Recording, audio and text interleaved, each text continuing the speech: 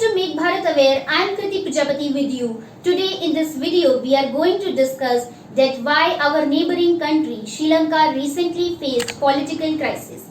What led the people of Sri Lanka to attack on President's house?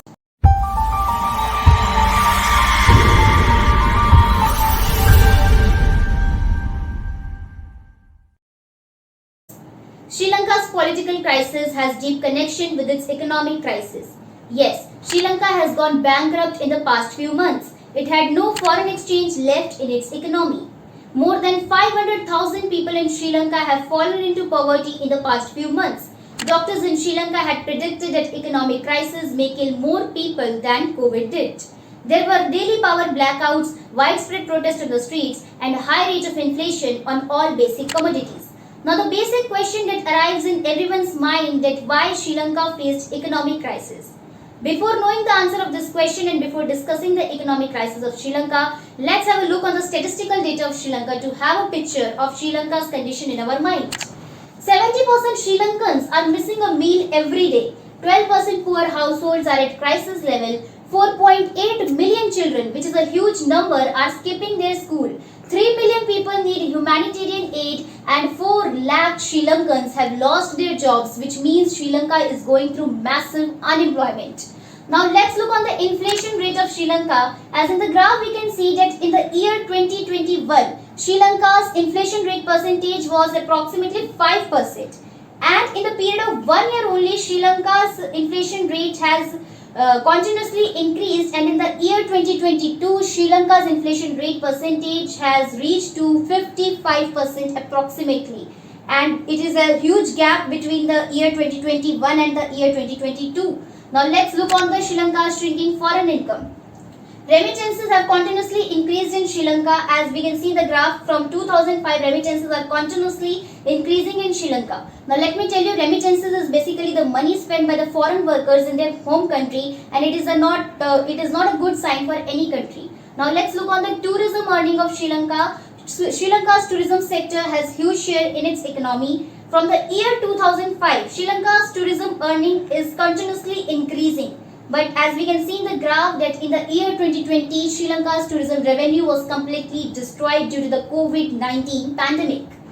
Now let's look on to the Sri Lankan currency. Sri Lankan currency has also declined dramatically. In the graph we can see that in the year 2022 only Sri Lanka's currency has declined very dramatically.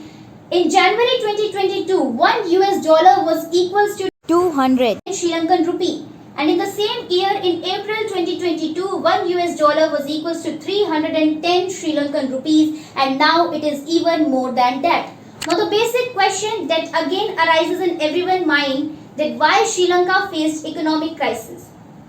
What happened in Sri Lanka was the result of years of mismanagement by its government.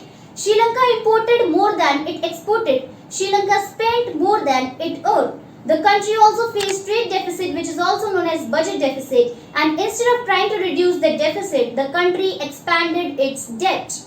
The Sri Lanka borrowed heavily from many nations, and now it is not capable of paying it back.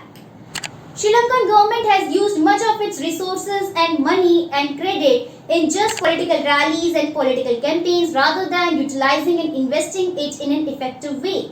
In 2019, Gotabaya Rajapaksa was campaigning for the presidential elections, in which he made promise from the voters that if you vote me to power, I will ensure that you pay less tax. And this reduced the tax expenditure of people from 15% to 8% and increased the burden on the government, which means Sri Lankan government has used much of its money and credit in just providing freebies to the people, which became one of the reasons for Sri Lanka's this condition.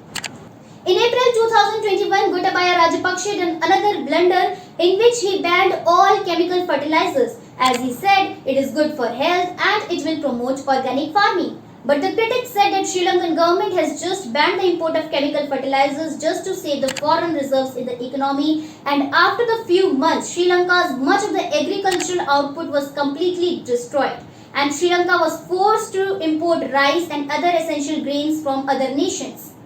Sri Lanka's tourism sector has 13% of share in its GDP, and when the COVID-19 pandemic arrived, borders closed and Sri Lanka's revenue from the tourism sector was completely destroyed. In the past few years, Sri Lanka has not tried to become self-dependent as it imported everything from paper to pen from other nations, which became one of the reasons for Sri Lanka's this condition. And due to all this, Sri Lanka faced economic crisis, and this economic crisis compelled the people of Sri Lanka to remove their president and raise questions from the government, as most of the important powers and positions of government lie only in the hands of one family in Sri Lanka. And due to all the series of incidents, Sri Lanka confronted political crisis. I hope my explanation was very much clear and understandable to you. Thank you very much.